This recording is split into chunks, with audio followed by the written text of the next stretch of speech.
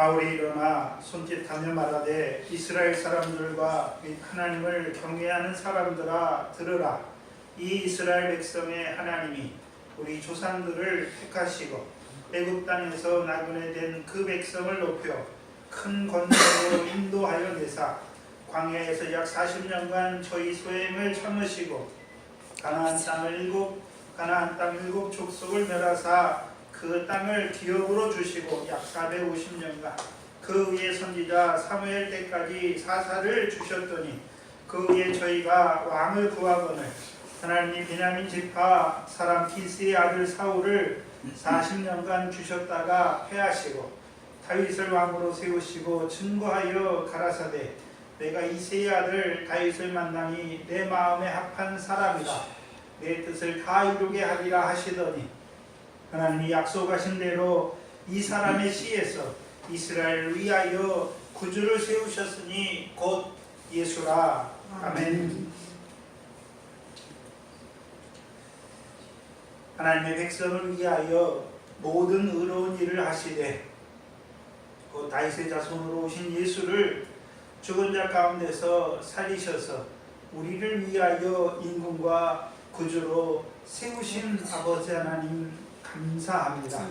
오늘도 그 예수를 우리의 임금과 구주로 세우셔서 우리를 복음으로 부르셔서 하나님 나라의 백성으로 살리실 뿐만 아니라 하나님 나라의 백성으로 살리신 그들을 오늘도 의롭다 하시며 영화롭게 하시는 삼위 하나님을 감사합니다. 이 시간도 그 하나님을 인하여 그 복음을 인하여 하나님 앞에 나오게 하셨어요. 오늘도 우리에게 우리 임금과 구주가 되시는 예수에 대해서 자세히 말하며 가르쳐 주셔서 오늘 우리로 하여금 그 이름을 힘입어 의롭다함을 받게 하시고 그 이름을 힘입어 영화롭게 하심을 얻는 저희들 되게 하여 주시옵소서. 감사합니다. 예수님의 이름으로 기도하옵나이다. 아멘. 전성가 151장입니다. 하면서 뭘 보게 하셨습니까? 하나님. 와사비 볼 때에는 하나님을 믿는 바로 믿으려고 하는 의인이 더 잘 되고 세상에서도 더 잘 되고 더 평안하고 해야 될 것 같은데 와사비 볼 때는 악인이 더 평안하고 악인은 더 잘 되고 오히려 의인은 아침마다 고난을 받고 즉 징계를 받고 채찍을 받는 그거에 대한 물음이 있었죠. 근데 성전에 올라가면서 그것을 깨닫게 되는 그 아삽의 시편을 우리에게 말씀해 주시죠. 오늘 오후 시간에 우리가 하나님 나라에 들어가려면 많은 환난을 겪어야 합니다. 그러면 믿음으로 의인이 되게 한 자들에게 하나님이 육신의 평안을 주시는 것입니까? 많은 환난을 주시는 것입니다. 많은 환난을 주시는 많은 환난을 주시는 이유가 무엇인지를 깨닫게 하시는 시편입니다. 교도합니다.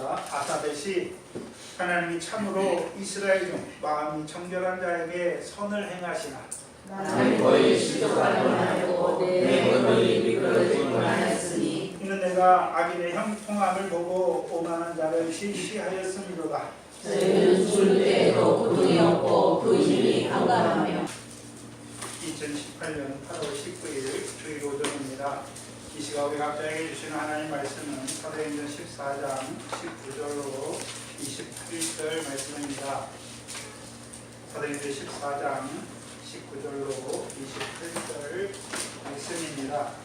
이 시각 우리 각자에게 하시는 하나님의 말씀으로 함께 받겠습니다. 유대인들이 안디옥과 이고니온에서 와서 우리를 추인하여 돌로 바울을 쳐서 죽은 줄로 알고 성 밖에 넣어놓으시니라.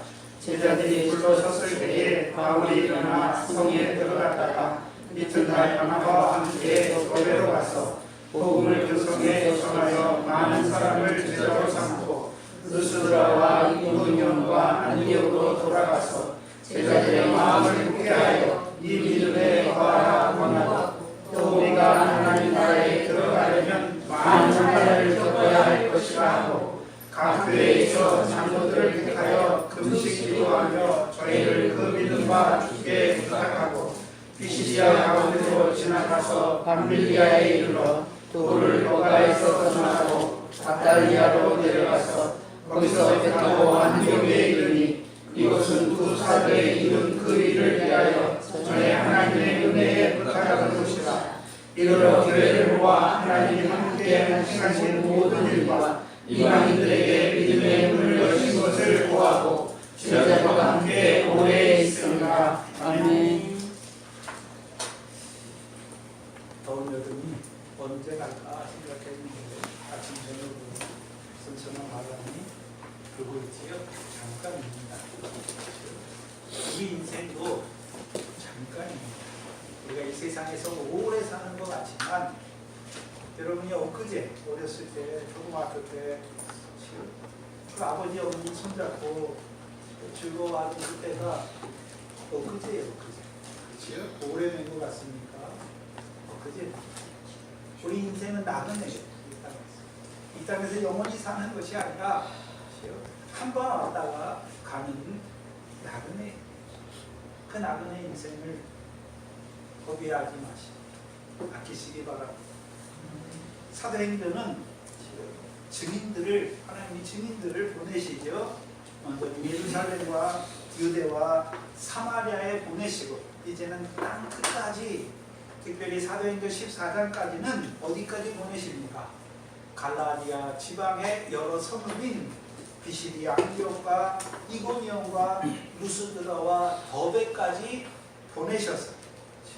하나님이 하신 일을 증거하게 하시는 역사지요. 그 역사가 지금 사도행전 14장에까지 나타나고 있는 것입니다. 하나님이 하신 일이 무엇입니까? 십자가에 죽은 예수를 하나님이 다시 살리셔서 주와 그리스도가 되게 하신 일이지요. 한마디로 십자가와 부활을 전하게 하신 것이죠. 그것을 한마디로 말하면 무엇입니까? 그것이 복음이지요. 복음이요. 그 하나님이 복음의 증인들을 세워서 먼저는 유대인들에게 또한 헬라인에게 복음을 전하게 하시는 것입니다. 그렇다면 하나님께서 유대인에게 또한 이방인의 헬라인에게 복음을 증거하게 하시는 이유가 무엇입니까? 유대인들로 하여금은요. 사도행전 3장 26절입니다. 사도행전 3장 26절에 보시면 유대인들에게는 사도행전 3장 26절을 이루시기 위해서요. 같이 읽어봅니다. 시작. 하나님이 그 종을 세워 꼭 주시려고 너희에게 먼저 보내사 너희로 하여금 돌이켜 각각 악함을 버리게 하시라. 유대인들에게 보내신 목적이 무엇입니까? 돌이켜 각각 자기들의 악함을 버리게 하시기 위해서. 버리게 하시기. 유대인들의 악함이 무엇입니까? 행함을 의지하는 거잖아요. 율법의 행함을 의지하여 자기들이 율법을 지킴으로 구원을 이루려고 하는 자들이죠. 하나님의 의가 아니라 자기 행함을 의지하는 자들이잖아요. 그렇다면 그들은 먼저 하나님의 성민이다. 율법으로 택하신 성민임에도 불구하고 율법을 주신 하나님의 뜻을 알지 못하니까 오히려 율법을 가지고 뭐하고 있습니까? 행함을 의지하는 자들이 됐잖아요. 근데 하나님이 율법을 주신 이유가 무엇입니까? 율법으로 죄를 깨닫게 하시고, 그렇죠? 율법이 증거한 하나님의 의, 복음이잖아요. 복음에 나타난 하나님의 의를 믿음으로 죄사함과 의롭다함을 얻는 자로 세우시는 것입니다. 그래서 사도행전 3장의 유대인들은 사도행전 2장에서 경건한 유대인들은 다 어떻게 됐습니까? 믿었어요. 믿었잖아요. 근데 이 유대인들은요, 경건치 아니한 유대인들이죠. 3장의 유대인들은 행함을 의지하는 유대인이란 말이에요. 그럼 2장의 유대인들은 어떤 유대인들입니까? 천하 만국에서부터 온 경건한 유대인들이죠. 경건한 유대인들은 율법의 행함을 의지하는 자들이 아니지요. 율법을 지키는 자들이에요. 그러니까 율법으로 뭐를 보고 있습니까? 율법의 행함으로 의롭다함을 얻는 것이 아니라 오히려 율법으로 자기가 죄 있는 것을 깨닫는 자들이죠. 깨닫는 자들이란 말이죠. 그러니까 구약 성경에 증거한 율법과 선지자가 증거한 하나님의 의를 기다리는 자들이죠. 그러니까 그들이 사도들을 통해서 증거해 주니까 하나님이 하신 일, 십자가에 죽으신 예수를 하나님이 주와 그리스도가 되게 하신 일을 증거해 주니까 스스로 어떻게 합니까? 마음이 찔려서 우리가 어떻게 할꼬 말하죠. 그래서 죄사함을 얻고 성령을 선물로 받는 자들이 되는 것이.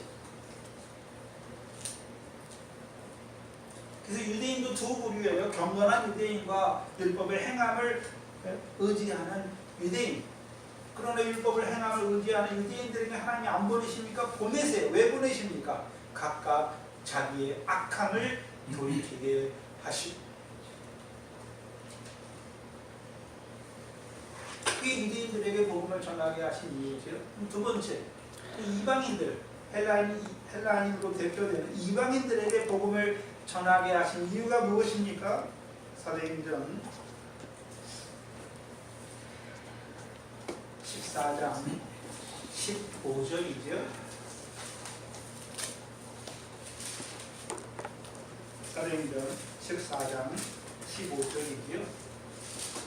여기서 이방인이라고 할 때는 유대계에 들어와서 회당에서 하나님을 예배하는 그 예배에 참석하지 않는 하나님을 경외하는 이방인들이 아니에요. 생짜 얘기 이방인들이죠.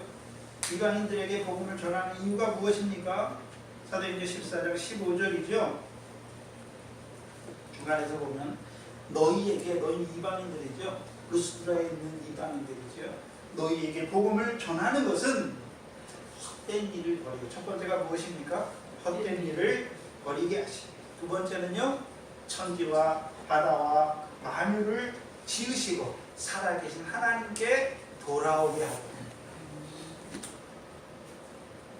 그럼 이방인들의 헛된 일은 무엇입니까? 자기들이 우상을 만들어 그것을 신으로 삼고 그 신에게 우리를 구원해라 하는 헛된 일을 버리게 하는 것이. 그걸 버려야 되는 것이. 그럼 이방인들이 헛된 일을 버린다는 의미가 무엇입니까? 다른 신이 없음을, 하나님 외에 있는 다른 신이 없음을 알게 하는 것이죠. 다른 말로 하면요, 상천하지에 홀로 하나님만, 여호와만 하나님인 것을 알게 하시는 것이죠. 근데 그 여호와는 어떤 하나님이었습니까? 그 아들을 보내셔서 우리를 구원하시는 하나님. 이제 아는 거예요. 하나님에 대해서 아는 것이죠. 그게 헛된 일을 버리게 하시는 이유. 그 복음을 전하시는 이유가 무엇입니까? 이게 헛된 일을 버리고 상천하지에 홀로 하나님이신 여호와를 섬기는 자. 구약의 여호와는 오실 하나님의 아들에 대해서 증거해요. 이제 신약의 복음의 증인들이 증거하는 하나님은요, 구약에 예언한 대로, 이방인들은 구약이 없잖아요. 성경이 없으니까 하나님이 그 아들을 보내셔서 그 아들의 십자가와 부활을 통해서 그를 하나님 백성의 구주로 세우셔서 하나님 백성을 그 헛된 일을 버리게 하시는 것이죠. 그게 첫 번째예요. 두 번째는요,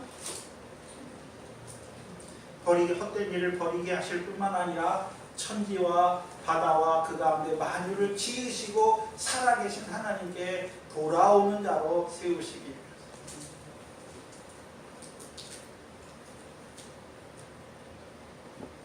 이 말씀은 천지와 바다와 그 가운데 만유를 지으시고 살아계신 하나님을 섬기는 자들로 세우시는 것이죠. 그럼 봐야 되는 거예요. 두 번째는, 첫 번째는 헛된 일을 버리게 하는 것이고, 두 번째는요, 천지를 지으시고 천지와 바다와 그 가운데 만유를 지으시고 살아계신 하나님을 섬기는 자죠. 그러면 복음이 오기 전에는 이방인들이 어떤 자들로 살았습니까?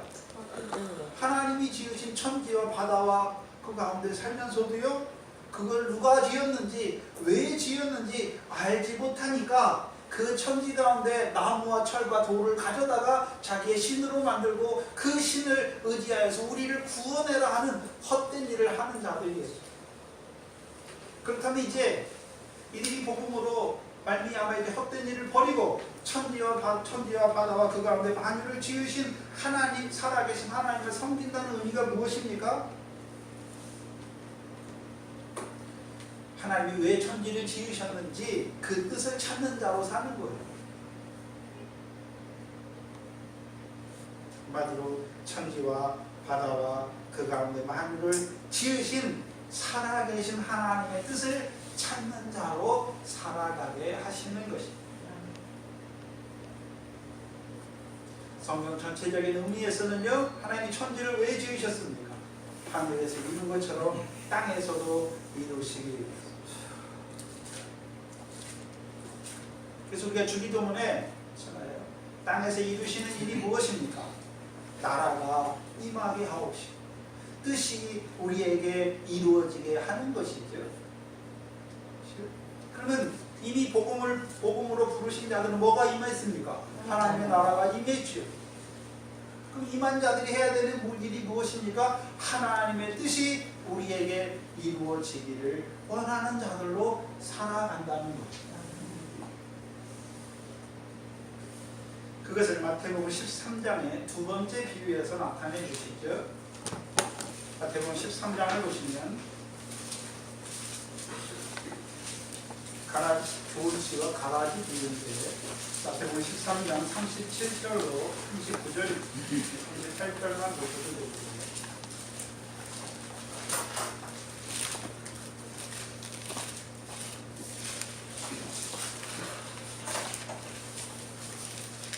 (37절) 이하에 대답하여 가라사대 좋은 씨를 뿌리는 이는 인자요. 인자가 오신 이유가 무엇입니까? 죽으시러 오신 거잖아요. 그리고 죽으신 다음에 부활하시기 위해서 오셨잖아요. 한마디로 복음이죠. 그러면 좋은 씨를 누가 뿌립니까? 인자가 뿌리잖아요. 그리고 38절에 보니까 밭은 뭐라고 말합니까? 세상이요. 좋은 씨는 천국의 아들들이요 라고 말씀하죠. 그럼 복음을 전하는 이유가 무엇입니까? 우리를 좋은 씨로 세우시는 거죠. 천국의 아들들이 되게 하는 거죠. 여기서 천국은 죽어서 나는 천국이 아니라 물과 성령으로 나서 들어가는 하나님 나라 백성이죠. 그래서 우리를 복음을 전하게 하신 이유가 무엇입니까? 이방인들로 하여금 예수 그리스도적으로 세례를 받고 죄 사함을 얻고 성령을 선물로 받아서 성령을 따라나서 이제 하나님 나라 백성이 되게 하는 것이요. 그게 좋은 씨를 뿌리는 거예요. 그럼 두 번째, 좋은 씨를 뿌리잖아요. 근데 어디다 뿌립니까? 우리 세상에 뿌리잖아요. 그럼 씨를 세상에 뿌리는 목적이 무엇입니까? 여러분, 씨를 바과 같은 세상에 심으시는 이유가 무엇입니까? 결실과 열매죠. 한마디로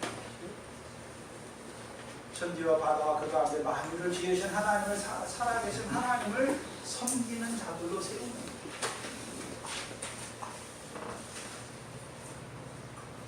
그럼 이방인들에게 복음을 전하는 것은 이제 헛된 일을 버리고 천지와 바다와 만유를 지으고 그 가운데 그걸 지으시고 오늘도 살아계신 하나님을 섬기는 자들.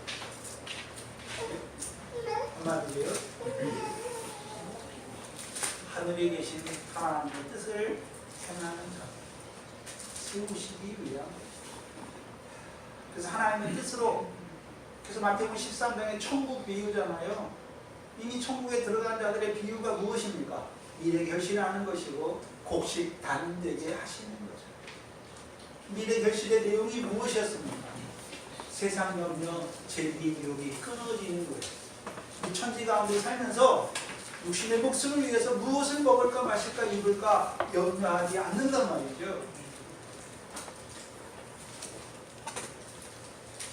육신의 목숨을 위해서 우리가 남들보다 더 좋은 것을 먹으려고 해요. 남들보다 더 좋은 집에 더 좋은 차를 타려고 염려하지 않는단 말이에요. 어떤 자로 살아가는 것입니까? 먼저 그 나라와 그를 구하는 자로 살아가는 자들이 된 것이지요. 그럼 구하는 자들에게 하나님이 분명히 약속하신 게 무엇입니까? 이 모든 것, 육신으로 살아가는 모든 것을 하나님 뭐 하신다고 말씀하십니까? 더하여 주신다 말씀하십니다.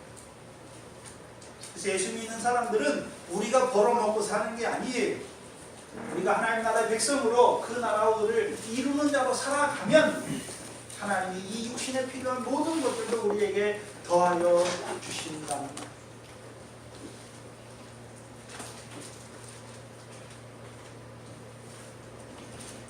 그럼 이제 복음을 이방인의 입장에서 복음을 보면 이방인들은 원래 생짜배기 이방인으로 우상을 만들어 그것을 신으로 삼고 그것으로 우리를 구원하라 하는 그 헛된 일을 하는 이방인들, 그 이방인들에게 복음은 어떤 의미가 있습니까? 천하 인간을 구원하는 다른 신이 없음을 알게 하는 믿을 만한 증거예요. 그 믿을 만한 증거. 하나님이 이방인들에게 복음을 전하기 전에도 믿을 만한 증거를 주셨죠. 뭐를 통해 주셨습니까? 일반 은혜잖아요. 일반 은혜. 14장 17절이죠. 사도행전 14장 17절에 그러나 자기를 증거하지 아니하신 것이 아니요 곧 너희에게 하늘로서 비를 내리시며 결실기를 주시는 선한 일을 하사 음식과 기쁨으로 너희 마음을 만족해 하셨잖아요. 자기가 증거하셨어요. 근데 이제 복음을 통해서 더 확실한 증거를 주신 것이죠. 사도행전 17장 30절 31절입니다.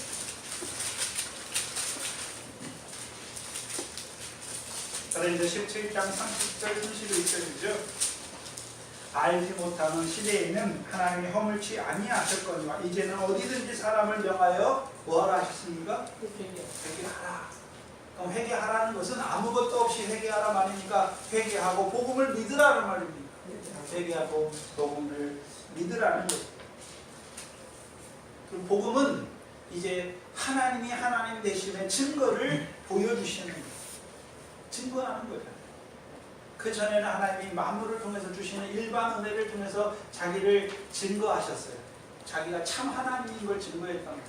다른 신은 다 쓸데없는 우상이 헛된 것인 걸 증거했단 말이에요. 근데 그걸 못 봤잖아요. 그러니까 하나님이 그것을 확실하게 보여주시는 것이 무엇입니까? 복음이라는 거예요. 그래서 사람이 만드시는 사람을 구원할 수 있습니까? 없습니까? 없잖아요. 누구를 통해서만 구원하십니까? 하나님의 아들로 이루신 복음을 통해서만 하나님이 하나님의 백성들을 구원하십니다. 그래서 복음은 상처나기에 홀로 하나님이신 여호와에 대해 믿을 만한 증거예요. 그가 구원을 베푸시 그 아들을 통해서 우리를 구원하시는 하나님을 믿을 만한 증거로 주셨고 31절에 또 하나의 증거는 무엇입니까? 이는 정하신 사람으로 하여금 천하를 공으로 심판한 나를 작정하시고 이에 저를 죽은 자 가운데 다시 살리시는 것으로 모든 사람에게 믿을 만한 증거를 주신 것. 예수 그리스도를 다시 살리셨다는 의미는 또 하나의 증거죠. 무슨 날이 작정되어 있는 거예요? 모든 사람을 심판할 날이 작정되어 있는 것을 증거하는 그거에 대한 증거, 믿을 만한 증거죠. 그럼 복음은 첫 번째요. 무슨 증거입니까? 하나님이 홀로 하나님이신 것. 사람을 구원할 수 있는 신 중에 하나님밖에 없단 말이죠. 그 하나님임을 증거할 뿐만 아니라 또 믿는 자에 뭘 증거합니까? 하나님이 공의로 심판하는 날이 작정되어 있음을 증거해 주신 것이죠. 뭐를 통해서요? 죽은 자 가운데서 예수를 다시 살리시는 그게 복음이잖아요. 그 복음을 통해서 하나님이 심판하신 날을 하나님이 구원하신 하나님이고 그 하나님이 심판하신 날을 작정하신 것을 증거해 주시는 거예요.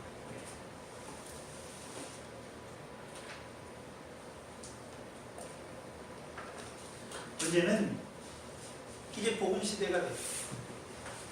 하나님 만물을 통해서 일반 계시를 자연 계시를 통해서 자기를 증거할 때는 믿지 않아도 하나님 어떻게 했습니까? 허물치 않았어요.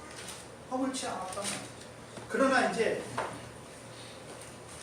먼저는 하나님께서 만물을 통해 증거하시고 이제 복음과 성령 시대에는 복음으로 만물보다 더 확실하게 모든 사람에게 믿을 만한 증거를 주셨음에도 불구하고 회개치 아니하는 자들은 어떻게 되는 것입니까? 그걸 봐야 하는 로마서 2장입니다.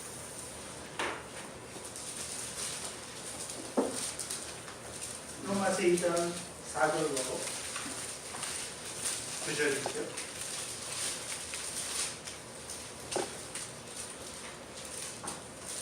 이제 회개하려 했는데 복음을 믿지 않은 자들의 심판을 보여주십니다. 4절에 혹 내가 하나님의 인자하심이 너를 인도하여 회개케 하심을 알지 못하여 그 인자하심과 용납하심과 길이 참으심의 풍성함을 뭐하는 자들입니까? 멸시하는 자. 왜 멸시하는 자들이 되었습니까? 5절이죠. 내 고집과 회개치 아니하는 마음을 따라 뭘 따라 살고 있습니까? 자기 고집이 자기 고집. 예수 안 믿는 사람 보면 다 어떤 사람입니까? 자기 고집이 세요. 한마디로요, 내가 하나님이다, 내가 신이라는 거. 두 번째는요, 회개치 아니하는 마음입니다. 마음을 따라 사는 거예요. 자기 고집과 회개치 아니하는 마음을 따라 사는 삶이 무엇입니까? 진노의 날, 곧 하나님의 의로운 판단이 나타나는 그날에 임할 진노를 자기에게 쌓는 자들이라 말씀하십니다. 그러면 근데 하나님이 구원하시고 하나님이 또 이 세상을 공의로 심판하는 날을 작정한 것을 복음을 통해서 증거해 주셨음에도 불구하고 그 복음으로 말미암아 복음을 주셨는데 회개치 아니하는 자들의 결국이 무엇입니까? 진노를 받을 수밖에 없다는 것입니다. 6절을 보시면 하나님께서 각 사람에게 그 행한 대로 보응하시되 참고 선을 행하여 영광과 존귀와 썩지 아니함을 구하는 자들에게 뭘로 하시고요? 영생으로. 오직 당을 지어서 이 당은 본어에서는요 비열하게 행하는 거예요. 인간의 본성을 따라 비열하게 행하는 거예요. 비열하게 행하여 진리를 쫓지 아니하고 도리를 쫓는 자들에게는 뭐로 하십니까? 노와 분으로 행하라. 악을 행하는 각 사람의 영에게 환난과 공고가 있으니 첫째는 유대인에게요 또한 헬라인에게. 그 복음을 증거했는데도 회개치 아니하는 자들, 그렇죠? 하나님이 심판하신 날에 자기의 인간 진노를 쌓는 자들, 그들에게 하나님 그 행위대로 보응하시죠. 첫째는 유대인에게 또한 헬라인에게 보응하신단 말이죠. 그런데 언제 보응하십니까? 16절이죠. 16절이죠. 곧 내 복음의 이른 바와 같이 하나님 예수 그리스도로 말미암아 사람들의 은밀한 것을 뭐 할 때입니까? 심판하시는 때입니다. 그렇죠? 그러면 우리에게 복음을 통해서 알게 하는 것은 무엇입니까? 우리를 구원하실 분만 그 예수를 죽었다가 살아나신 예수를 통해서 심판의 날을 작정하신 것을 보여주시는 것입니다.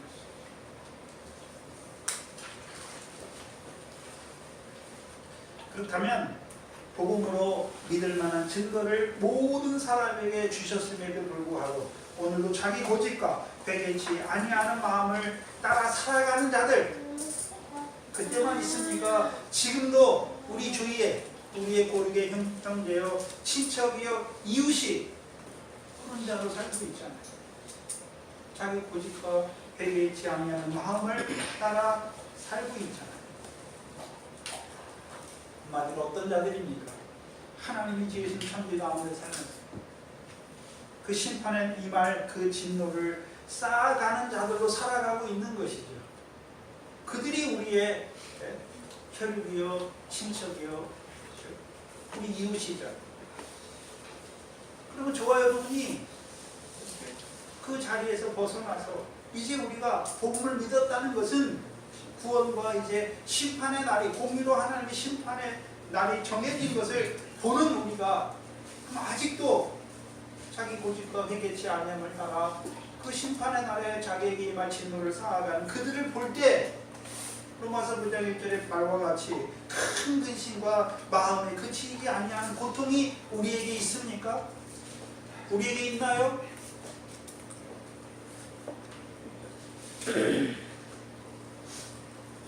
그 마음이 있어야죠. 밤에 있는 여러분 남편을 볼 때 아이고 저 사람은 내가 저런 사람을 만나가지고 이 고생을 한다, 그런 생각 가지면 늘 남편을 보면 어떻습니까? 원망이 돼요. 불평이 돼요. 그러나 우리 속에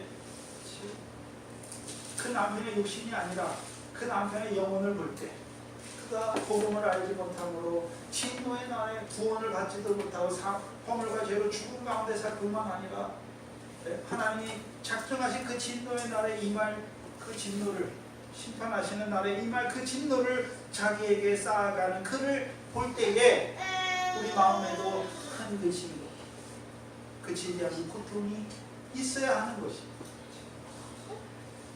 근데 그게 없어요. 저예요, 여러분. 있어도 아주 조금 있어요. 그 마음이 커야 합니다. 그 마음이 있다면, 그 마음이 있다면 뭘 말하고겠습니까? 하나님 나를 저 사람에게 복음의 증인으로 보내셨어. 저도 복음으로 말미암아 구원을 받을 겁니다. 하나님이 심판하시, 공의로 심판하시는 그 날을 바라보는 자로 살아갑니다. 또한 지금 사도행전은 우리에게 증거해 주신 이유가 무엇입니까? 베드로와 요한과 사도들과 바울과 바나바를 통해서 복음의 증인이 해야 되는 일이 무엇인지를 본으로 보여주시는 것입니다. 바울과 바나바가 복음의 증인으로 보내신 것입니까? 오늘 동산교회를 그 일을 위해, 복음을 증거하는 그 일을 위해 세우셨습니다. 그 일을 해야 합니다. 19절에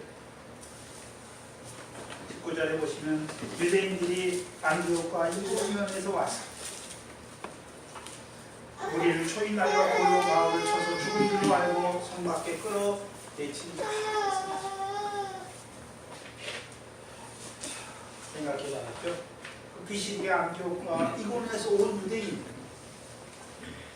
어떤 자들이 왔겠습니까? 어떤 자들이 왔나요?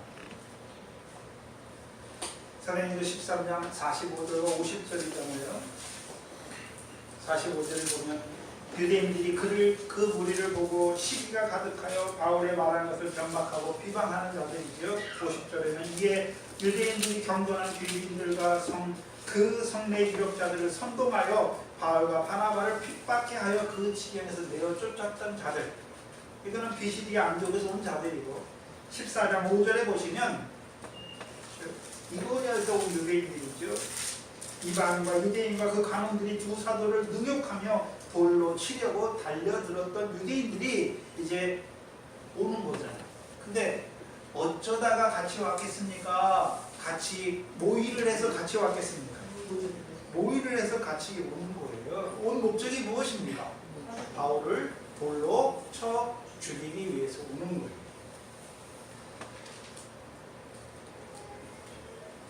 근데 문제는 와서 여기 무리를 초인하잖아요. 초인. 무리는 누구를 말합니까? 루스드라에 있는 이방인들이잖아요. 아직 회개치 아니한 이방인들이죠. 이 무리에 그 무리를 초인. 여기 초인이라는 단어는 설득하는 거예요. 앞에 얘기했던 것처럼 선동하는 것이고요. 선동해가지고 함께 바울을 돌로 치는 것이죠. 우리가 생각해야 되는 것은 유대인들, 아니 바울을 쫓아와서 루스드라까지 왔잖아요. 와가지고 왜 죽이려 합니까 바울을? 왜 죽이려 하나요? 사도행전 히브리서 10장 28절입니다.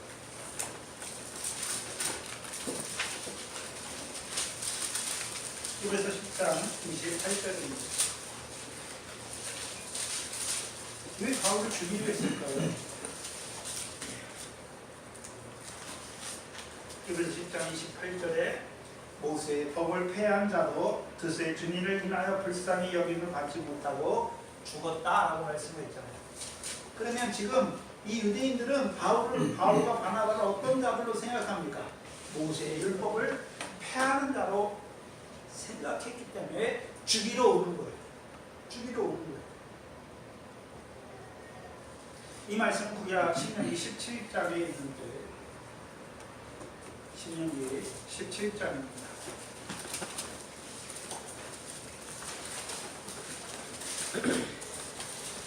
2절로 6절입니다. 2절로 7절인데요.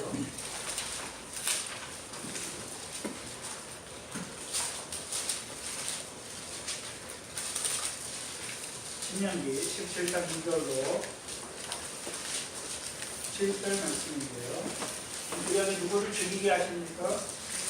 이전에 주신 게 하나님 여호와께서 내게 주신 어느 성 중에서든지 너희 가운데 혹시 어떤 남자나 여자가 내 하나님 여호와의 목전에 악을 행하여 그 언약을 어기고 가서 다른 신들을 섬겨 그들에게 절하며 내가 명하지 아니한 이를 성신에게 절한다 하자 말씀하는 거죠. 혹 그 일이 내게 고함으로 내가 듣거든 자세히 사실하여 볼지니 만일 그 일과 말이 확실하여 이스라엘 중에 이런 가증한 일을 행함이 있으면 너는 그 악을 행한 남자나 여자를 내 성문에 끌어내어 돌로 그 남자와 여자를 쳐 죽이되 죽일 자를 두 사람이나 세 사람 증거로 죽일 것이요 한 사람의 증거로는 죽이지 않을 것이죠. 그럼 이것은 누구를 죽이라는 말입니까? 여호와 하나님을 섬기는 데서 돌이켜 다른 신을 섬기게 하는 자들을 죽이란 말이죠. 그 이 유대인들이 바울을 죽이려고 하는 이유가 무엇입니까? 바울이 다른 하나님을 증거한다는 것이죠. 다른 하나님을 증거하는 거잖아요. 다른 하나님 누굽니까? 예수를 십자가에 죽은 예수를 주 하나님이 다시 살리시고 주와 그리스도가 되게 하신 그 하나님을 증거하는 것은 자기들이 섬기는 하나님과 다른 하나님을 증거하기 때문에 죽이려고 하는 거예요. 다른 신이라고 말하는 거예요. 7절에 이런 자를 죽이면 증인이 먼저 그에게 손을 댄 후에 그 백성이 손을 댈지니라. 너는 이와 같이 하여 너희 중에서 뭐를 제하는 것입니까? 악을 제하는 거예요. 그러면 바울을 통해서 증거한 복음을 믿지 아니하고 오히려 시기가 가득하고 오히려 대적하는 자들이 바울을 죽이려고 하는 목적이 무엇입니까? 모세의 율법을 폐했단 말이죠. 모세를 통해 주신 율법 중에서 우리는 그 하나님을 섬기는데 지금 바울이 말한 하나님 어떤 하나님입니까? 예수를 십자가에 죽은 예수를 주와 그리스도가 되게 하신 하나님을 증거하니까 다른 신을 증거하는 자다라고 해서 죽이는 거예요. 죽여서 이스라엘 중에서 악을 제하는 그 일을 하는 거예요.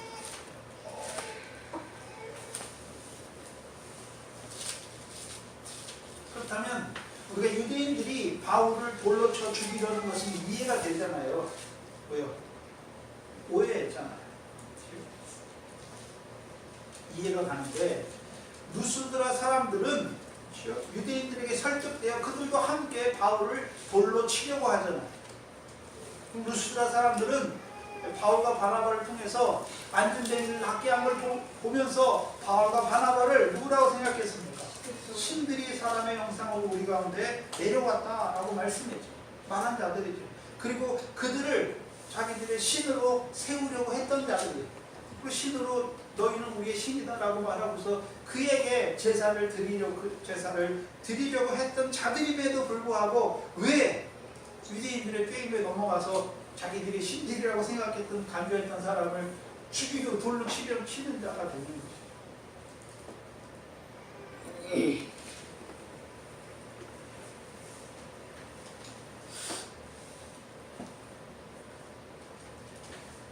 여기에 인간의 아이러니가 있어요. 예수님 때하고 똑같아요. 요한복음 6장입니다.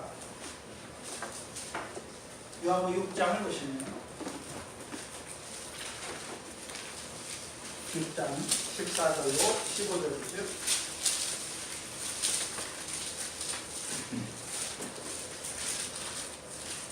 요한복음 6장 14절로 15절이죠. 6장 1절로 13절은 무슨 내용입니까? 오병이어 표적이에요. 오병이어죠. 그러니까 14절에 그 사람들이 예수의 행하신 이 표적을 보고 말하되 이는 참으로 세상에 오실 그 선지자라 하더라. 표적을 보고 그가 누군지는 알았습니까? 하나님이 보내신 선지자. 여기서 선지자라는 의미는 어떤 의미입니까? 신명기 18장 15절이잖아요. 모세를 통해서 너희 가운데 하나님께서 너희 가운데 나와 같은 선지자 하나를 세울 것을 말씀하셨단 말이에요. 근데 문제는 뭐냐면 15절에 그러므로 예수께서 저희가 와서 자기를 억지로 잡아 뭐를 삼으려고요? 임금을 삼으려 하는 줄 아시고 다시 혼자 산으로 떠나시는 거죠. 예수님이 행하신 표적을 보고 왔어요. 우리가 왔잖아요. 와서 이 사람을 높여요. 높이고서 누구를 억지로 잡아가지고 뭘 세우려고 그럽니까? 자기들의 임금으로 세우려고 하는 자들입니다. 임금으로 세우려는 이유가 무엇이겠습니까? 임금으로 한마디로 능력 있는 예수를 자기들의 임금으로 세우려고 하는 이유가 뭘까요?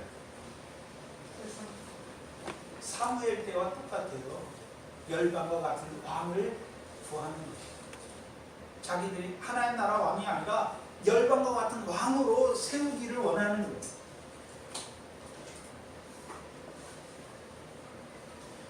이스라엘 백성이 왕을 구하잖아요. 근데 이미 신명기 17장에서는 너희 중에 이스라엘 백성이 왕을 세우려는 마음이 있거든 말씀하시고, 그렇죠? 하나님 왕을 어떻게 세울 것이, 누구를 왕으로 세우고 왕에게는 뭐를 행해야 될 것인지 말씀해 주셨어요. 근데 사도행전 8장을 보면 이스라엘 백성이 왕을 세우려고 해요. 근데 왕을 세우는 건 죄가 아니에요. 근데 사무엘을 통해서 그 당시 왕을 구하는 이스라엘 백성에 대해서 너희가 왕을 구하는 큰 악을 범했다라고 말해요. 죄다라고 말하는 겁니다. 왜 그렇습니까? 하나님이 세우시는 왕을 구하는 것이 아니라 열방과 같은 왕을 구하는 자들이기 때문에 열방과 같은 왕을 구했단 말이에요.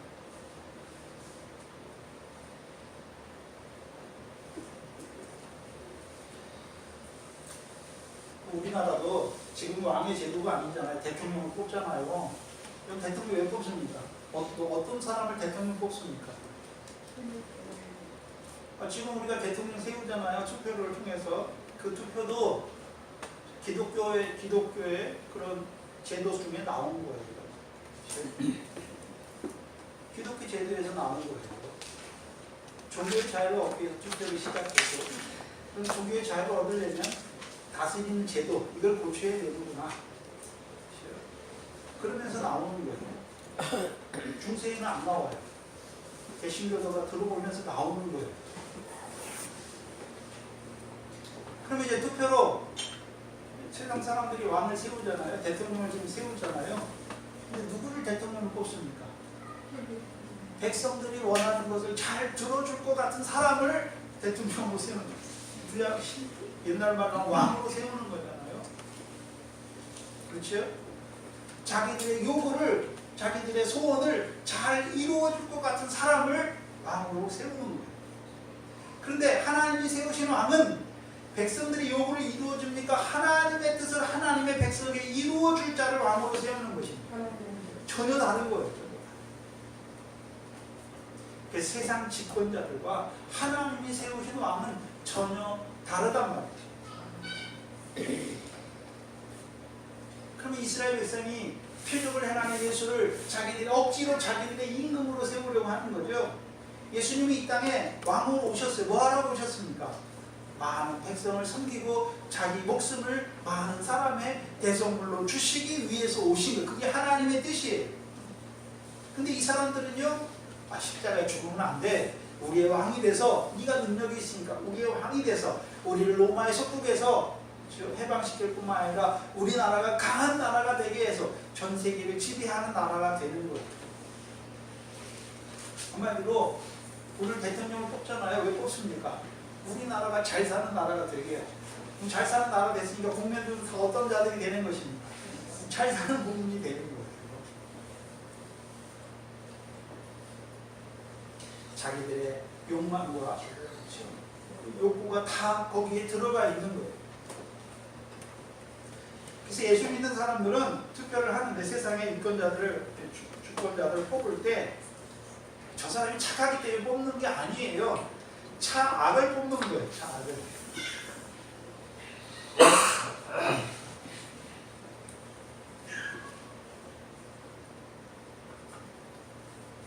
그럼 오늘도 예수 믿는 사람들이 두 부류에 중요해요. 예수 왜 섬깁니까?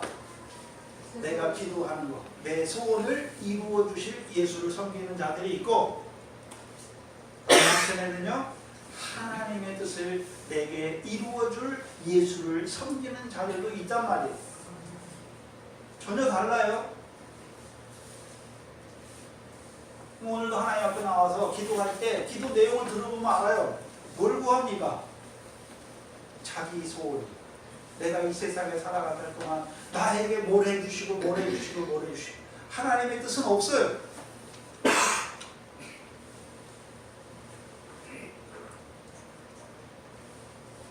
근데 예수님께서 저희 뜻을 아시잖아요. 저희 마음을 아시는 거죠. 거절하세요. 거절하잖아요. 그렇죠? 그때부터 뭐가 시작됩니까? 핍박이 시작됩니다. 그렇죠? 그리고 이제 자기들이 선지자라고 능력이 많은 종이라고 생각했던 그 예수를 십자가에 못 박을 때, 대제사장과 서기관들이 거짓으로 예수를 못 박을 때 그 밑에 있는 백성이 뭐라고 말합니까? 멸시하는 것. 오히려 조롱하는 자들이 된단 말이에요. 그럼 루스드라 사람도 똑같아요. 보시면 루스드라 사람이 바울이 표적을 행했잖아요. 나면서 안지병인 된 자를 고쳤어요. 그 행한 일을 보고 그 루스드라 사람들이 다 뭐라고 생각했습니까? 처음에 신들이 사람의 형상으로 우리 가운데 내려왔다가 하고 자기들의 신을 삼고 그 앞에 제사를 드리려고 하던 자들이었잖아요. 근데 어떻게 얼마도 지나지 않았는데 갑자기 변해가지고 돌로 치려고 하는 자들이 되는 것입니다. 바나바와 바울이 거절했잖아요. 그들의 요구를. 그러면 그들이 이 루스드라에 있는 그 이방인들이 바나바와 바울을 자기의 신으로 세우기를 원하잖아요. 근데 그걸 거절했단 말이죠. 그러면 그들이 신으로 바나바와 바울을 신으로 세우고자 하는 이유가 무엇입니까? 그들을 그 능력이 많은 그들을 신으로 세워서 무엇입니까? 자기들의 욕망이죠. 자기들의 소원이죠. 자기들의 요구를 들어주는 신으로 세우고자 하는 것이죠. 근데 그걸 거절하는 거예요. 왜요? 그들의 마음을 아는 것이죠. 그들이 왜 바울과 바나바를 신으로 세우려고 하는 그 뜻을 알기 때문에 거절하는 거예요. 그리고서 오히려 뭐라고 말합니까? 너희가 그런 일을 하는 건 다 헛되다고 치부해버리자. 그렇죠? 너희가 그렇게 나에게 제사하는 그거 다 헛된 일이다. 그거 버리라고 내가 복음을 전한 거다라고 말하니까 그동안 자기들이 이방신을 그리스 로마 신을 섬겼던 그 모든 것이 다 어떻게 되는 것입니까? 헛된 것처럼 되는 거예요. 생각할수록 화가 나는 거예요. 근데 유대인들이 와서 그들을 이렇게 어떻게 합니까? 선동하는 거죠. 뭐라고 했을까요? 뭐라고 선동했을까요? 마태복음 12장을 한번 보시면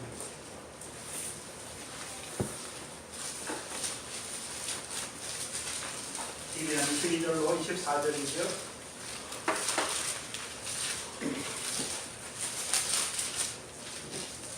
그때에 귀신들요 눈물고 벙어리 된 자를 데리고 앞을 예수께서 고쳐주시며 그 벙어리가 말하며 보게 된지라 우리가 다 놀라 가로되 이는 다윗의 자손이 아니냐 하니 바리새인들도 듣고 가로되 네가 귀신의 왕 바알세불 힘있지 않고는 귀신을 쫓아내지 못한다 라고 말하는 거죠. 분명히 나면서부터 앉으더니 살렸어요. 신이 아니라는 거죠. 그러면 신이 아닌데 이 유대 문화에서는 예수를 분명히 예수가 표적을 행하면 다윗의 자손으로 오신 건데 귀신의 왕 바알세불에 힘입어 귀신을 쫓아낸다라고 말하잖아요. 그러면 루스드라에 있는 자들은 유대인 문화권이 아니니까 귀신의 왕이 뭐 있는지도 모르잖아요. 그럼 이들에게는 뭐라고 말했을까요? 분명히 표적을 행했어요. 그렇죠? 그럼 바울이 이들에게 증거하는 것은 무엇이었습니까? 그 예수를, 십자가에 있는 예수를 주와 그리스도가 되게 하신 거죠. 구주로 세우신 걸 증거했겠죠. 그러면 이제 이 유대인들은 가서 예수를 뭐라고 증거하는 것입니까? 예수는 그렇죠? 자기 백성의 죄를 위해 십자가에 죽으시고 제3일에 부활한 게 아니다. 저주를 받아서 십자가에 나무에 달려 죽은 거다. 부활도 안 했다. 이 사람들이 거짓말하는 거다라고 말하는 거예요. 또 하나는요. 너희도 생각해봐. 이 사람들이 오기 전에 이 성이 평안했지. 유대인들도 있지만 이 성이 평안했지 않냐? 근데 이 사람들이 오니까 어떻게 됩니까? 편이 나누게 되잖아요. 어지럽게 되잖아요. 그걸 가지고 선동하는 것이죠. 그리고 돌로 치는 거예요. 그래서 유대인이 던지는 돌과 이방인들, 이 이방인들이 던지는 돌은 달라요. 던지는 중심이 달라요. 유대인들이 던지는 돌은 이 바울을 어떤 자라고 생각합니까? 모세의 법을 폐하는 자로 간주하기 때문에 율법의 근거에서 우리는 당연한 일을 한다라고 해서 돌로 쳐서 악을 제하려고 하는 행위입니다. 이방인들, 이 무리, 루스드라에 있는 이 이방인 무리가 던지는 돌은 분명히 복음을 증거했잖아요. 근데 자기 고집과 회개치 아니하는 마음을 따라 돌과 같이 굳은 마음으로 돌로 치는 거예요.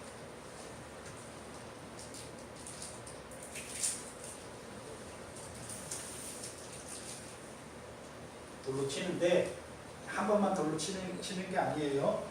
자기들이 볼 때 죽을 때까지 돌로 치는 거예요. 그럼 여기서 이제 성경에는 안 나와 있지만 우리가 생각할 수 있잖아요. 돌을 맞을 때 바울이 어떤 생각이 났을까요? 내가 매일 하러 온 것도 아니고 성령이 시키시는 그 복음의 증인의 일을 하러 왔는데 왜 하나님은 나를 지켜주시도 않고 이렇게 돌에 맞게 하시는가 하면서 원망했을까요? 아니죠. 뭐가 제일 처음 생각났을까요? 스데반. 그렇죠? 스데반이 돌에 맞아 죽을 때 바울이 뭐 했습니까? 사울이 옷을 맡았잖아요. 옷을 맡았다는 것은 증인이라는 거예요. 이 사람이 돌에 맞아 죽어도 마땅한 증인으로 서 있는 거예요. 그럼 예전에 자기가 했던 일을 생각하겠죠. 그렇죠? 스데반 때 돌로 치는 그 일에 자기가 모든 증인으로 섰던 자기를 생각하는 것이죠. 자기를 생각하면서 자기가 전혀 어떤 자였습니까? 배반자요, 핍박자요, 포행자였던 자기를 복음으로 부르셨을 뿐만 아니라 이제 복음의 증인으로 세우셨어요. 사도행전 9장 16절 아나니아를 통해서 자기를 부르실 때 이 사람이 내 이름을 위하여 얼마나 많은 해를 받아야 될 줄 말씀하신 대로 이제 주의 이름을 위하여 해를 받는 자로 나를 이 자리까지 나를 세우시는구나.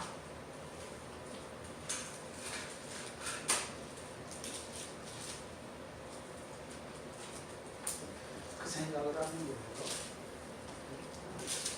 돌에 맞으니까 아이고 나 죽겠네. 그렇게 하는 게 아닌 거예요. 그럼 돌에 맞을 때 누가 지키십니까? 스데반처럼 주의 성령으로 지켜주시는 것이죠. 돌에 맞지만 얼굴이 고통 때문에 찌그러지는 것이 아니라요, 천사와 같게 하시고.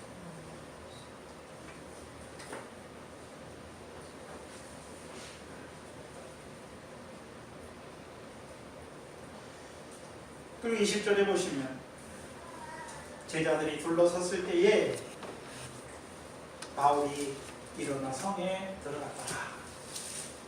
그러면 이 유대인들이 와서 무리를 총인하여 바울을 돌로 치고 성 밖에 내쳤을 때 누구도 같이 있었습니까?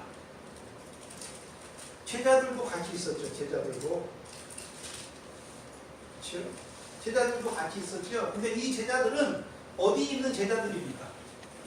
루스드라 성에 있는 제자들이죠. 루스드라에 있는 제자들이에요. 그래서 생각해야 되는 것은 루스드라에서는 분명히 바울이 말할 때 나면서부터 안전뱅이만 구원 얻을 일이 있어서 그만 복음으로 말미암아 구원받았잖아요. 제자가 됐죠. 그럼 나머지 사람들은 다 어땠습니까? 이 제자들도, 이 루스드라에 있는 제자들도 처음에는 안진뱅이 낫게 하신 것을 보면서 처음에는 그렇죠? 제우스 제사장을 따라서 그렇죠? 이 사람이 신의 형상으로 우리 가운데 내려갔다 하고 제우스 신당의 제사장을 따라서 그렇죠? 바울과 바나바에게 제사하려고 했던 자들이었잖아요. 그렇죠? 그렇잖아요. 그런데요, 제사를 그들에게 바울이 옷을 찢고 그들 밖에 들어가서 옷을 찢고 말했잖아요. 너희에게 복음을 전하는 것은 이 헛된 일을 버리고 천지와 바다와 그 가운데 만유를 지으시고 살아계신 하나님께 돌아오게 하려고 너희에게 복음을 전했다라는 말을 들은 자들이죠. 그 말을 들을 때 나면서부터 안전뱅이에게 이루어진 일, 그럼 죄 때문에 이루었으니까 하나님이 하신 일을 나타내고자 하셨습니다. 그러면 이제 그 말을 듣고 나면서부터 안전뱅이를 고치신 일을 보면서 하나님이 이루시는 신령한 일, 안전뱅이에만 그렇게 했습니다. 내게도 이루신 일입니까? 내게도 이루신 일로 보는 자들은요, 표적을 보면서 이제 예수가 하나님의 아들 그리스도인이 믿어진 자들이 된 것이죠. 이들이 제자예요. 그때 우리가 사도행전에서 제자라고 할 때 사도행전 2장에서 누가 제자입니까? 예수 그리스도로 물세례 받고 죄사함을 얻고 성령을 선물로 받은 자를 사도행전 2장에서는 제자라고 말했죠. 그럼 사도행전 13장에서는 비시디 안쪽에서는 누구를 제자라고 말합니까? 38절과 39절이죠. 이 사람을 힘입어 죄사함을 받는 자고 이 사람을 힘입어 의롭다 하심을 얻는 자가 누굽니까? 제자. 제자를 48절에 영생을 얻은 자들이 되었죠. 그들이 제자예요. 그러면 루스드라에서는 누가 제자입니까? 루스드라에서 제자라고 할 때는 어떤 자가 제자입니까? 헛된 일을 버리고 천지와 바다와 그 가운데 만유를 지으신 살아계신 하나님께 돌아온 자들을 누구라고 말하는 것입니까? 제자다라고 말합니다.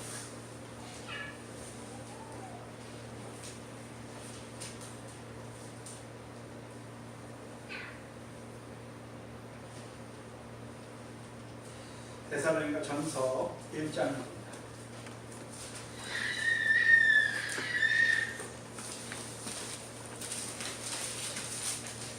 데살로니가 전서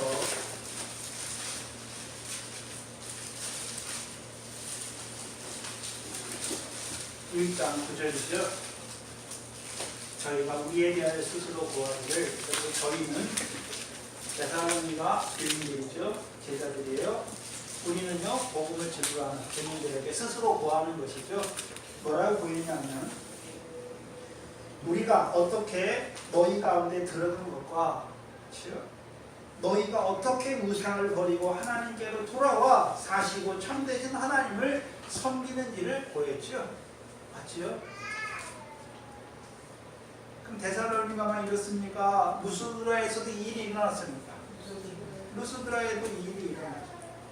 루스드라에서는 바울이 루스드라 가운데 어떻게 들어왔습니까? 어떻게 복음이 나타났습니까? 나면서부터 안전뱅이를 일으키심을 통해서 복음을 증거했죠. 그렇죠? 뿐만 아니라 그 복음을 통해서 헛된 것을 버리고 사시고 천지를 지으시고 참되시고 사신 하나님께 돌아오게 하신 것이죠. 이게 복음을 전하는 일입니다. 그럼 데살로니가에 있는 제자들, 아니 여기 루스드라에 있는 제자들이죠. 그렇지? 그럼 루스드라에서도 복음을 믿어진 자들이 생겼단 말이죠. 그래서 헛된 일을 버리고 천지와 바다 가운데 만유를 지으시고 살아계신 하나님을 섬기는 자들이 생겼단 말이죠.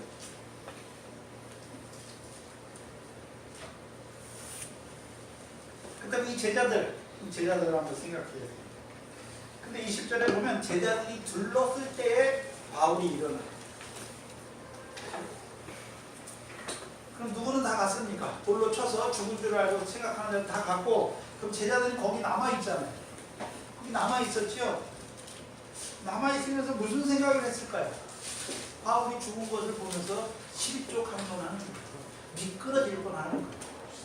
오늘 우리가 교도문 시간에 읽었던 시편 73편처럼 이스라엘은 하나님이 계신 건 알아요. 근데 바울이 돌에 맞아 죽는 것을 보면서 실족할 뻔하던 자들. 왜요? 바울이 돌에 맞은 걸 볼 때 무슨 생각했을까요? 왜 하나님의 복음의 증인인데 분명히 하나님은 천지와 그 만유를 지으시고 지금도 살아계신 하나님인데 왜 저를 지켜주지 않을까라고 생각하는 거죠. 그렇죠? 아니 누구보다도 하나님을 잘 섬기고 이 복음의 증인까지 하는 그를 왜 하나님은 살아계신 하나님은 지켜주시지 않을까라고 생각하는 거예요.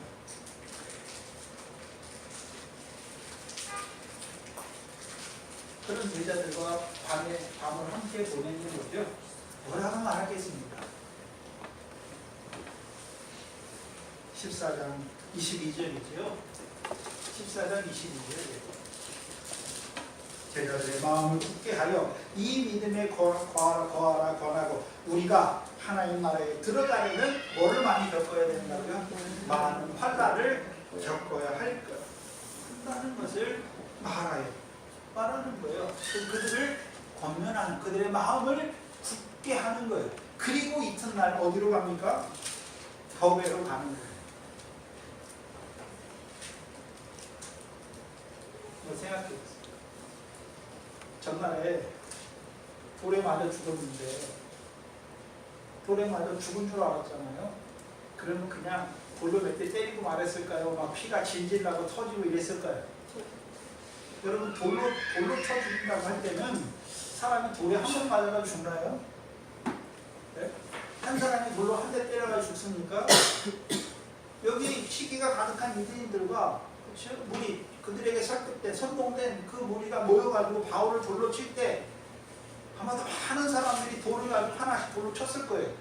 근데 돌을 칠 때 이렇게 던졌을까요? 아니면 죽으라고 던졌을까요? 죽으라고 던졌어요. 그럼 바울이 전날 돌에 맞아서 죽을 동안 한 거예요. 근데 이튿날 어떻게 합니까? 털고 일어나서 어디로 갑니까? 더베로 간단 말이에요. 어떻게 그렇게 갈 수 있습니까? 사도행전 20장 24절이 우리가 잘 아는 말씀이죠. 나의 달려갈 길과 주 예수께 받은 사명입니다. 주 예수께 받은 사명이 그를 일으키는 것입니다. 하나님의 은혜의 복음을 증거하는 일을 위해서 나의 생명을 조금도 아끼지 아니하는 더베라는 뜻은 이름의 뜻은 우리가 제우스가 헬라어식 이름이라면 제우스를 로마식 이름으로 주피터라고 말해요. 그래서 더베라는 이름은 주피터, 로마의 주피터가 의미하는 그 단어의 누가오니아의 방언인 델베이라에서 유래한 이름이 더베. 그럼 더베 사람들은 누가오니아 방언으로 제우스의 성읍이란 말이죠. 그럼 루스드라 사람보다 제우스를 더 어떻게 하겠습니까? 열렬히 섬기는 자들이겠죠. 이 더베는 루스드라에서 남동쪽으로 96km 지점에 있어요. 그래서 갈라디아 지방의 동쪽 경계에 있어요. 그래서 사도 바울이 지금 증거하는 비시디아, 안디오카, 이고니온과 루스드라는 어디입니까? 루스드라 더베는 갈라디아 지역입니다. 그래서 바울의 1차 전도는 어디를 중심으로 이루어집니까? 갈라디아를 중심으로 이루어집니다. 그래서 더베에서도 복음을 전하고 그렇죠. 많은 사람을 제자로 삼았다라고 말씀하시죠. 21절에 복음을 그 성에 전하여 많은 사람을 제자로 삼았다라고 말씀합니다. 근데 더베란 성은 그 이름대로 제우스의 성이잖아요. 근데도 불구하고 그러나 그 더베에서 가서 복음을 전할 때는 루스드라와 같은 소동은 없어요. 그렇죠? 루스드라와 같은 소동은 없단 말이에요. 그럼 이들이 더베에 가서는 루스드라에 행했던 것처럼 표적을 먼저 행할까요? 만약 표적을 행했다면 루스드라처럼 이 사람들도 그 표적을 보고서 뭐라고 생각할까요? 바울과 바나바. 야, 신들이 사람의 형상을 우리 가운데 내려왔다 하고, 그렇죠? 그를 자기의 신으로 섬기고자 막 데려와고 난리가 났을 거예요. 근데 그 난리가 없단 말이에요.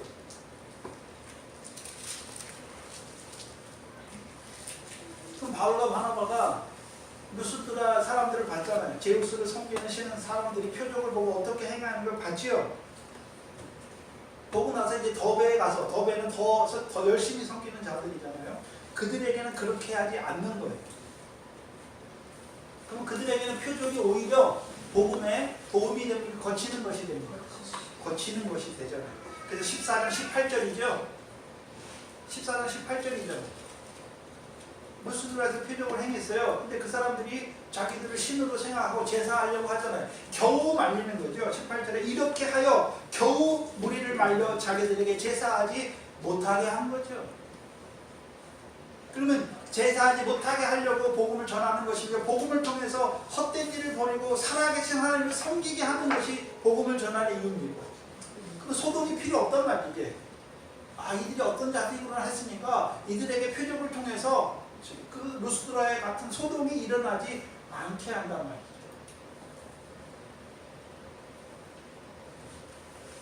그래서 복음의 증인들을 보내실 때 마태복음 10장에 제자들을 보내면서 뭐라고 말씀하시습니까? 뱀같이 지혜롭고 비둘기같이 순결하라. 뱀같이 지혜롭고 비둘기같이 순결하라 말씀하신 거예요. 그럼 뱀같이 지혜롭다는 말은 제자들을 보고 뱀이 되라고 말씀한 게 아니에요. 뱀같이 지혜롭다고 하는 말은 뱀은 혀는 하나, 혀의 근본은 하나인데 혀가 나오면서 어떻게 합니까? 갈라졌잖아요. 뱀이 누구를 말합니까? 말이 사단이잖아요. 갈라졌잖아요. 갈라졌어요. 보게 하시는 거예요. 분명히 말씀이 있잖아요. 근데 이방인들도 하나님이 지으신 천지 가운데 살아요. 사는데 문제는 무엇입니까? 끝이 다른 거죠. 누구를 섬기고 있습니까?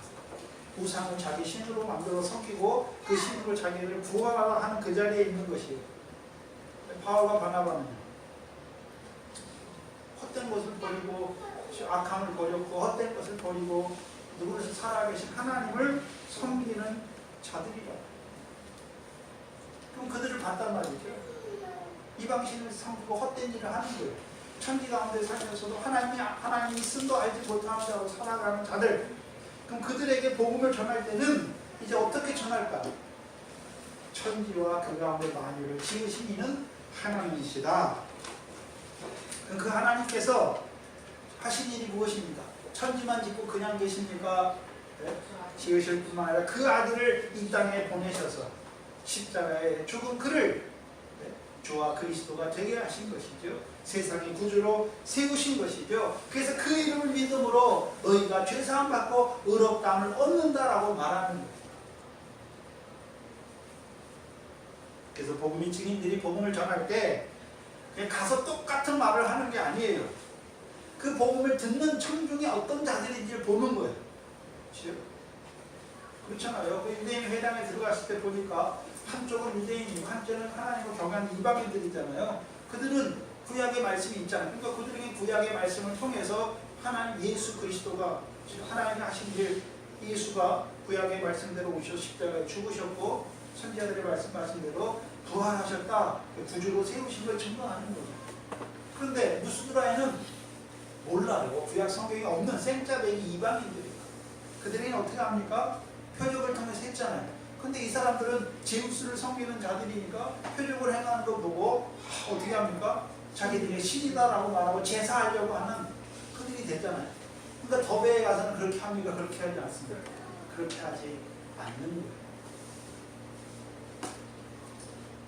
그래서 1차 전도 여행 때 바울과 바나바가 경험하면서 착착 복음을 어떻게 전해야 되는지 그들이 복음의 증인들의 폭이 넓어지고 깊어지는 거예요.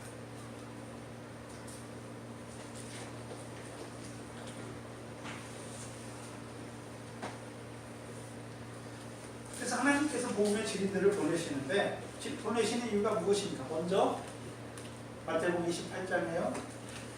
너희는 가서 모든 족속으로 뭘 삼는 것입니까? 제자를 섬깁니다. 그래서 1차 전도 여행들이 특별히 갈라디아 지역 성령 루스드라와 이고니온과 안디옥의 복음이 증거되게 하셔서 복음을 전하는 거죠.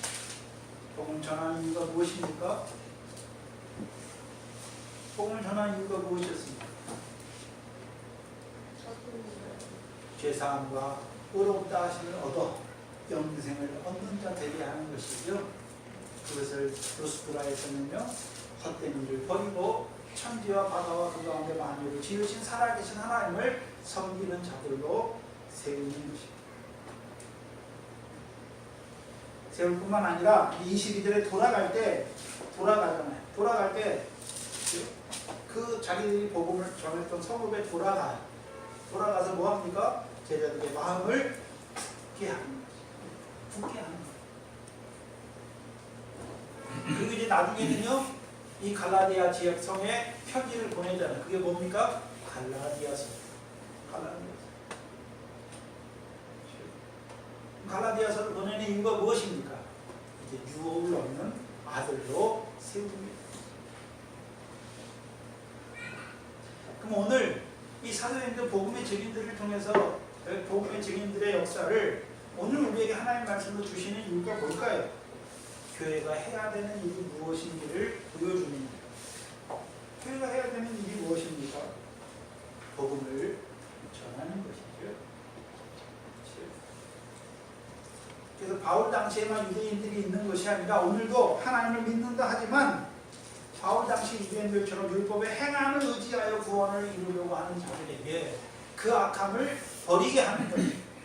오늘도 복음이 전파되는 오늘도 이방인으로 헛된 일을 행하는 자로 살아가는 그들을 그 헛된 일을 버리고 천지를 지으시고 살아계신 하나님을 섬기는 자들로 세우시기 위해서 전하는 것이죠.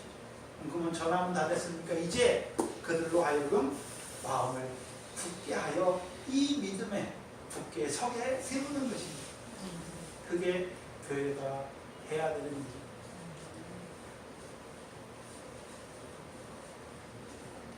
저와 여러분이 해야 되는 일이 무엇인지를 우리에게 보여주시고 또한 저와 여러분에게 복음으로 하나님이 이루신 일이 무엇인지를 기억하게 하시는 것이지요.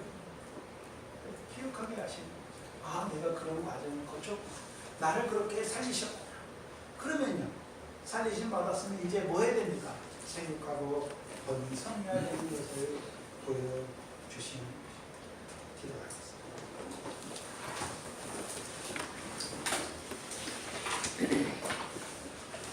하나님 감사합니다. 우리가 전에 하나님을 알지도 못하는 그 이방인으로 그 헛된 일을 하는 자로 살아왔던 저희들, 이 복음을 통해서 하나님이 우리를 구원하시는 하나님이 홀로 참 하나님이신 것을 증거해 주실 뿐만 아니라 그 아들을 세우시어 그 아들을 통하여 세상을 공의로 심판하시는 그 심판의 날을 우리에게 보여주셨습니다. 이제 우리로 하여금 잠깐 육신으로 사는 겁니다. 그 심판대 앞에 온전한 하나님, 서게 하시고 오늘도 우리의 믿음을 굳게 하시고 아버지 하나님 감사합니다. 그러니까 이 교회를 세우시고 이제 이 교회를 통해서 우리에게 이루신 일이 무엇이고 그러니까 우리를 통해서 이루어 가고자 하시는 그 하나님의 일이 무엇인지를 말씀을 통해 우리에게 나타내 주시니 감사합니다. 이 교회가 이 복음을 증거하게 하셔서 오늘도 그 하나님 나라의 백성으로 세육하고 번성함을 이루어가는 하나님의 교회가 되게 하여 주시옵소서. 나아가 유업을 얻기에 부족함이 없는 하나님의 백성이 되게 하여 주시옵소서. 이곳에 주의 몸된 교회를 세워주시옵소서. 이제 이 복음으로 우리를 부르실 뿐만 아니라 우리가 이제 미래의 일과 복을 결실하게 하실 뿐만 아니라 하나님 나라를 유업으로 얻게 하신 그 열매 맺는 생명으로 우리를 자라게 하신 아버지 감사합니다. 그 일에 힘쓰는 교회가 되게 하여 주시옵소서. 하나님 앞에 나올 때 하나님께서 우리에게 구별하여 주신 11조 감사 주의라. 먼저 그 나라를 구하는 우리에게 이 모든 것을 더하여 주시옵소서. 그 은혜 가운데 삶을 하신 것 같아요. 이제 주께서 우리에게 주신 것을 기쁜 마음으로 자원하는 마음으로 주께 돌리게 하시니 감사합니다. 우리에게 주신 모든 것들이 하나님의 은혜임을 알게 하시고 그 모든 구원의 재료들로 하늘에 쌓아가는 저희의 한날한날의 삶이 되게 하여 주시옵소서. 이 교회에 속한 권속들을 늘 붙들어 주시고 그들의 믿음을 굳게 하여 주시옵소서. 그 심판의 날 때까지 흔들리지 않고 이 믿음에서 자라갈 수 있는 저희들 되게 하여 주시옵소서. 감사합니다. 예수님의 이름으로 기도하옵나이다. 아멘.